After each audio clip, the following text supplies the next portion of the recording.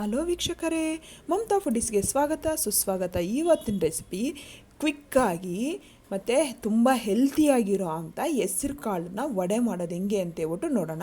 ಇದು ಮಾಮೂಲಿ ಬೇಳೆ ವಡೆಗಿಂತ ಹೆಸ್ರು ಕಾಳು ವಡೆ ಅಂತೂ ತುಂಬ ಡಿಫ್ರೆಂಟಾಗಿರುತ್ತೆ. ಟೇಸ್ಟ್ ಮಾತ್ರ ತುಂಬ ಚೆನ್ನಾಗಿರುತ್ತೆ.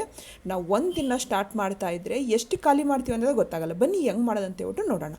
ನಾನು 1 ಕಪ್ಪು ಹೆಸ್ರು ಕಾಳನ್ನು 4 ಅವರ್ ನೆನೆ ಹಾಕಿದ್ದೆ. ಈ ಥರ ನೋಡಿ ಚೆನ್ನಾಗಿ ಇವಾಗ ನೀರೆಲ್ಲ ತೆಗೆದು ಇಟ್ಕೊಂಡಿದ್ದೀನಿ. ಈಗ ಅದನ್ನು ಮಿಕ್ಸಿ ಗ್ರೈಂಡ್ಗೆ ಹಾಕ್ಬಿಟ್ಟು ಒಂದು ಸ್ವಲ್ಪ ತರಿಯಾಗಿ ನಾವು ಅದನ್ನು ರುಬ್ಕೋಬೇಕು. ನೋಡಿ, ಒಂದು 1/4 ಕಪ್ಪಷ್ಟು ನಾನು ಒಂದು ಸಪ್ರೇಟ್ಗೆ ಇಟ್ಕೊತಾ ಇದ್ದೀನಿ ಅದನ್ನು. ಇವಾಗ ಇದನ್ನು ಒಂಚೂರು ನೋಡಿ ಈ ಥರ ತುಂಬ ನೈಸಾಗೇನು ಹಾಕೋದು ಬೇಡ, ಮತ್ತು ನೀರೇನು ಹಾಕ್ದಿರ ಹಂಗೆ ನಾವು ರುಬ್ಕೋಬೇಕು. ಈಗ ಒಂದು ಮಿಕ್ಸಿ ಜಾರ್ಗೆ ಒಂದು 5 ಹಸಿಮೆಣ್ಸಿನ್ಕಾಯಿ, ಒಂದು ದೊಡ್ಡ ಸೈಜ್ ಈರುಳ್ಳಿನ ಹಾಕ್ತಾಯಿದ್ದೀನಿ. ನೀವು ಪ್ರಸಾದ ಮಾಡಬೇಕಾದ್ರೆ ಈರುಳ್ಳಿನ ಸ್ಕಿಪ್ ಮಾಡ್ಕೊಳ್ಳಿ. 1 ಇಂಚು ಶುಂಠಿ, ಒಂದು ಸ್ವಲ್ಪ ಕರಿಬೇವು, 1 ಟೀ ಸ್ಪೂನು ಜೀರಿಗೆ, ಉಪ್ಪು ರುಚಿಗೆ ನೋಡ್ಕೊಂಡು ಹಾಕ್ಕೋಬೇಕು.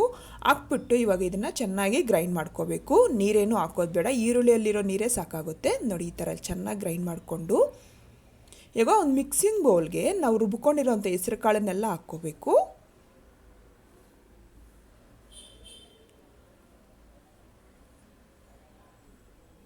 ಇವಾಗ ರುಬ್ಬಿರೋಂಥ ಹಸಿಮೆಣ್ಸಿನ್ಕಾಯಿ ಮತ್ತು ಈರುಳ್ಳಿ ಪೇಸ್ಟ್ ಹಾಕ್ಕೋಬೇಕು.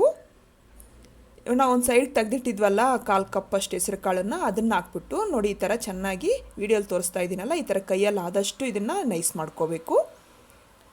ಹಾಕ್ಬಿಟ್ಟು ಈಗೆಲ್ಲ ಚೆನ್ನಾಗಿ ಮಿಕ್ಸ್ ಮಾಡ್ಕೋಬೇಕು. ಅದು ನೀರೇನು ಹಾಕೋದು ಬೇಡ, ಹೆಸರು ಕಾಳಲ್ಲಿ ನೀರೆಲ್ಲ ತೆಗ್ದಾಕ್ಬಿಟ್ಟಿರ್ತೀವಲ್ಲ, ಆ ನೀರಲ್ಲಿರೋ ಅಷ್ಟೇ ಸಾಕಾಗುತ್ತೆ ವಡೆ ಆಕಾರಕ್ಕೆ. ನೋಡಿ ಇವಾಗ ಈ ಥರ ಎಲ್ಲ ಚೆನ್ನಾಗಿ ಮಿಕ್ಸ್ ಮಾಡ್ಕೊಂಡ್ಮೇಲೆ ಈಗ ನಾವು ಅದನ್ನು ಒಂದು ಚಿಕ್ಕ ನಿಂಬೆಹಣ್ಣು ಗಾತ್ರ ಅಂದರೆ ನೆಲ್ಲಿಕಾಯಿ ಅಷ್ಟು ತೊಗೊಂಡು ಅದನ್ನು ನೋಡಿ ಕೈ ವೆಟ್ ಮಾಡಿಕೊಂಡು ಒದ್ದೆ ಮಾಡಿಕೊಂಡು ಅದ್ರ ಮೇಲೆ ಈ ಥರ ವಡೆ ಶೇಪ್ ನಾವು ತೊಗೋಬೇಕು. ಈ ಥರ ಕನ್ಸಿಸ್ಟೆನ್ಸಿ ಈ ಥರ ಇದ್ದರೆ ಕರೆಕ್ಟಾಗಿ ವಡೆ ಶೇಪ್ ಬರುತ್ತೆ. ತುಂಬ ನೀರಿದ್ದರೆ ಚೆನ್ನಾಗಾಗಲ್ಲ, ಅದಕ್ಕೋಸ್ಕರ ನೋಡಿ ಇವಾಗ ಈ ಥರ ಮಾಡಿಕೊಂಡು ಎಣ್ಣೆ ಚೆನ್ನಾಗಿ ಕಾದಿರಬೇಕು, ಅಂದರೆ ಮೀಡಿಯಮ್ ಹೀಟ್ ಬಂದಿರಬೇಕು ಎಣ್ಣೆ. ನೋಡಿ ಇನ್ನೊಂದ್ಸಲಿ ತೋರಿಸ್ತಾ ಇದ್ದೀನಿ ನಾನು ಹೆಂಗೆ ಮಾಡ್ಕೊಳ್ಳೋದು ಅಂತೇಳ್ಬಿಟ್ಟು.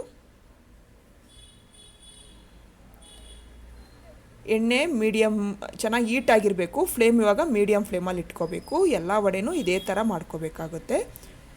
ತುಂಬ ಈಸಿ ಫ್ರೆಂಡ್ಸ್, ಇದನ್ನು ಮಾಡ್ಕೋಬೋದು ಆರಾಮಾಗಿ. ನಾವು ಬೇಗ ಹೆಸರು ಕಾಳು ನೆನೆ ಹಾಕ್ಕೊಂಡ್ಬಿಟ್ರೆ ಬೇಗ ಆಗೋಗ್ಬಿಡುತ್ತೆ. ನಾನೆಲ್ಲನೂ ಇದೇ ಥರ ಮಾಡ್ತಾಯಿದ್ದೀನಿ ಎಲ್ಲ ಎಣ್ಣೆಯಲ್ಲಿ. ಇವಾಗ ನೋಡಿ ನಾನು ಫ್ಲೇಮು ಮೀಡಿಯಮ್ ಫ್ಲೇಮಲ್ಲಿ ಇಟ್ಕೊಂಡಿದ್ದೀನಿ.